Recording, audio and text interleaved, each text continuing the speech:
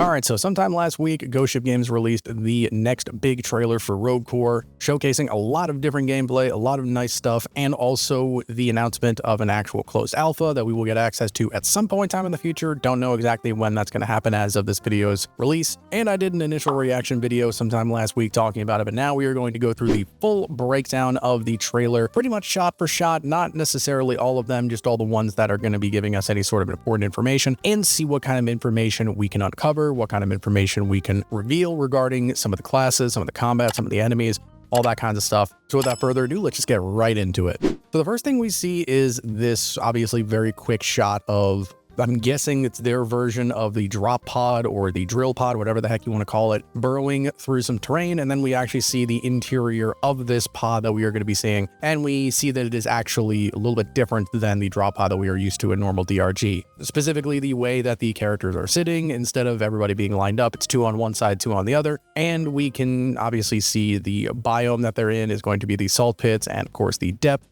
Nothing really too crazy. I do like the design of the new drop pod that they're in. We also see a couple of characters. We don't really see too much about what they are in terms of classes, although the design on them looks really nice. So we can potentially assume that based on the tech, based on the stuff that they have on them, this could potentially be indicative of what class they are currently playing.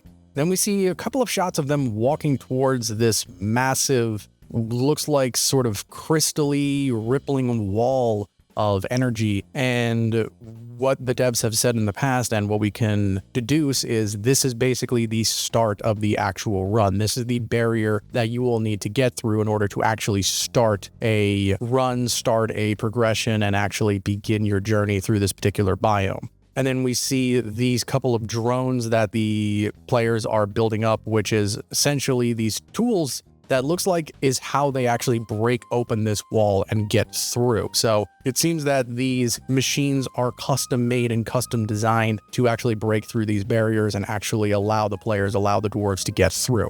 Then we see them enter this facility building. I'm guessing this is shortly after they pass through the barrier where it says Tainted Descent. I'm assuming this is basically just the same thing that we have in normal DRG where each individual run is going to be named something. And this is probably just the name of this individual run. I do like the design of the particular facilities. It's nice that we get to see man-made facilities. Again, keep in mind that we are going into mining operations and facilities that DeepRockGalactic has already been into, but they lost contact with, and that's why the reclaimers are there. So we are going to be seeing a lot of actual artificial structures instead of just the natural cave formations in Hoxus. And then very quickly we see the players enter into what I'm guessing is going to be the initial loadout room where they're going to pick their first initial weaponry. And we see the new drone Elise hook up to this weapon station where the players are then going to be able to choose what they have to start off with. And then we get to see a actual UI of the selection process and the kinds of options that each individual player has access to and what they can potentially use. And we have some interesting options. We have a mix of weapons that we have seen before and also a couple of things that we have not seen at all.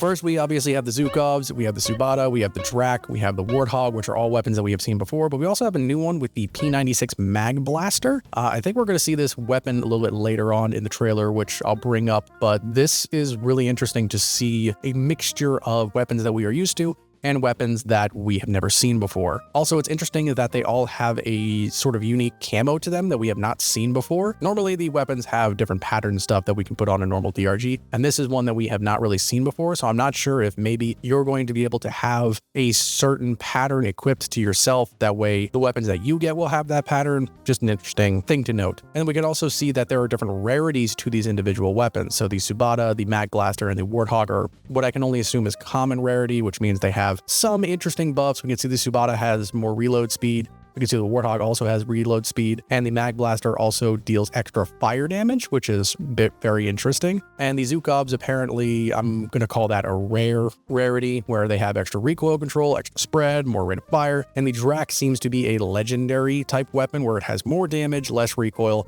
better rate of fire, and more weak point damage. So that's probably going to be the one that people are going to be fighting over. Interesting, there is an option also for an ammo box. I don't know, at least in this initial selection room, I don't know why you would ever pick the ammo box if you don't have a weapon, but there might be a reason for that. And also, we can look in the very bottom left and see that Mark is playing as the Guardian, which we'll learn a little bit more of that later on. And the icon looks very interesting. I'm not sure if they're actually going to go with the idea that we're going to have custom icons based on what our character looks like. We still have to see more for that, but as of right now, we can only tell that he is currently playing as the Guardian class.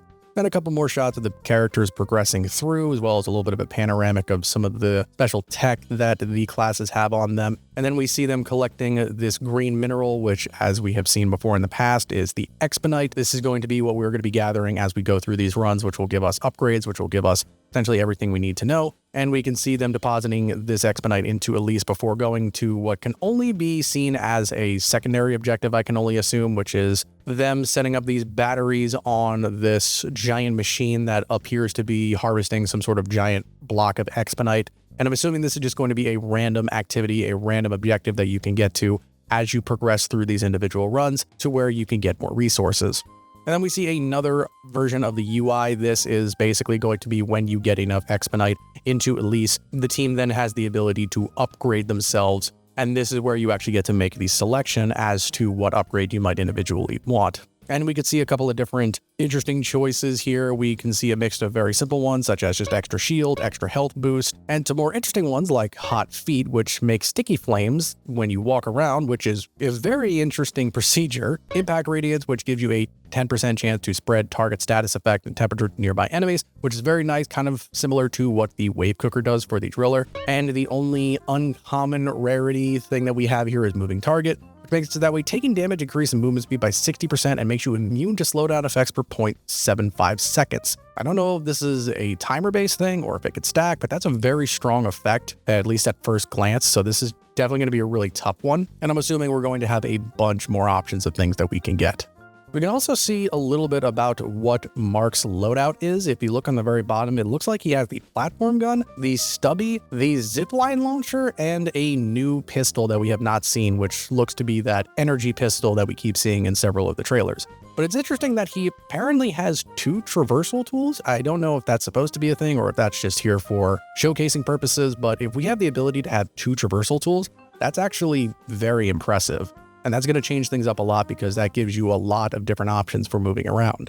Then we see a quick panorama of at least 4 of the classes with a nice little showcase of what they can do. And then a couple of shots of combat. We get to see the new crawlers and just get a real example of the kind of combat that we're going to be seeing. And then we see a couple different showcases of abilities. First thing we get to see here is this one character giving this big repulsion AoE effect around them, which seems to push enemies away. Now, based on what we have seen from the April Fool's Day trailer, as well as what the devs have said, I'm going to assume that this is the Guardian's ability, or at least one of the Guardian's abilities, to be able to repulse and push enemies back. Because if you remember in the April Fool's Day trailer, they mentioned that the Guardian has the ability to repulse enemies back, to be able to set up a barrier that enemies cannot get through, and this seems to kind of be along that line. So this might be one of the effects of the Guardian's effect in terms of keeping enemies away from himself and the rest of the team. Then we also see a very brief showcase of the Slicer doing his blade slash, which seems to be very satisfying to do. He just whips out that blade and just takes out at least 6 or 7 enemies. We then see a little bit more combat from one of the enemies that we saw in the initial enemy reveal, which are the spitter variations of the crawlers is the best way to describe them, where they're going to be shooting projectiles out. We get to see a little bit more of them in action, as well as another new weapon, which looks like this kind of interesting plasma pistol type thing, as well as a couple other different weapons that we get to see, as well as the Edge Stalker. We got to see a little bit of a glimpse of him right there. We then see another showcase of all of the classes standing together in this sort of special Avengers-esque type pose. And we could definitely see the Slicer, the Falconeer. I'm assuming that's the Spotter on to the very left, and I'm guessing that's also the Guardian, which again means that we have not seen the Gorgon. I'm not quite sure if the Gorgon is something that we are going to actually have in the game, or if it's something that they decided to relegate to something different. But as of right now, of the classes that we have seen and the classes that we have basically been leaked information of from all the trailers so far, the Gorgon is the only one that we have not seen so far.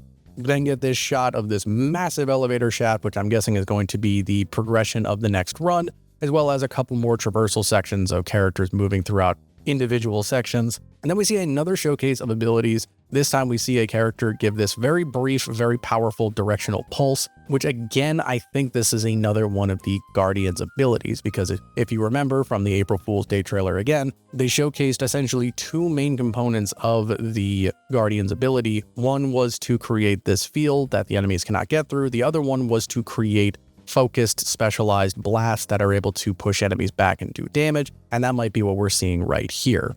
After that, we get another shot of an elevator with nothing really crazy going on. A little bit more combat where we see a little bit more of the weapons and abilities being showcased. We can see the Falcon swooping around. We can see somebody in the upper left. I'm guessing that's the spotter in a convenient position. And then just a massive attack from a bunch of enemies before seeing the large Praetorian-esque type core spawn roaring out. I forget exactly what it's called. I believe it's called the Clamorhead, if I remember correctly, but I cannot remember off the top of my head. We see him in action, and he is, of course, terrifying. Before lastly seeing the final shot, which is a elevator zipping down to, I'm assuming, the next stage of the run. And that is essentially all of the major shots and all the major information that we can gather from this particular trailer. We did get to see a little bit more of the actual combat. We saw a couple more weapons in use, a couple more of these sidearms, as well as a few rifle-esque type weapons that we were able to see. We did get to see a couple more of the class abilities in work.